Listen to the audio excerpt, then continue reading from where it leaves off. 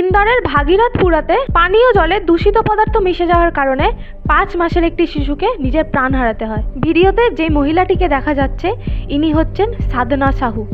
দীর্ঘ 10 বছর অপেক্ষা, হাজারো ট্রিটমেন্ট, নিজের চাকরি ছেড়ে 9 মাস পর্যন্ত কঠোর বেড রেস্টে থাকার পর মা হয়েছিলেন সাধনা সাহু। ব্রেস্ট মিল্কের পরিমাণ কম হওয়ায় বাজারের কেনা দুধের সঙ্গে জল মিশিয়ে খাওয়াতে হয় এবং সেই জল মেশানো দুধ খাওয়াতেই বাচ্চাটির ইনফেকশন হয়ে যায় এবং বাচ্চাটিকে নিজের প্রাণ হারাতে হয়।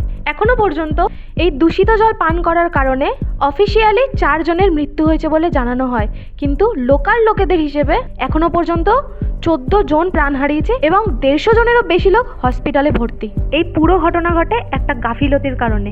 পানীয় জলের পাইপলাইনের উপর কোনো সেফটি ট্যাঙ্ক ছাড়াই কনস্ট্রাক্ট করা হয় একটা টয়লেট, আর সেই টয়লেটের পাইপ লিক করে দূষিত পদার্থ মিশে যায় পানীয় জলে।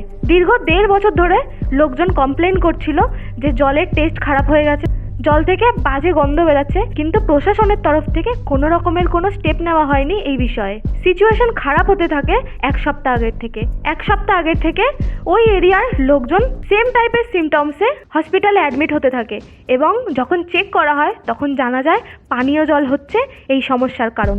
এই দূষিত জলের কারণে লোকের প্রাণ হারানোর সংখ্যা বেড়েই যাচ্ছে। ইন্দোরকে the cleanest city of India বলে জানা হয়, সেইখানেই এই অবস্থা।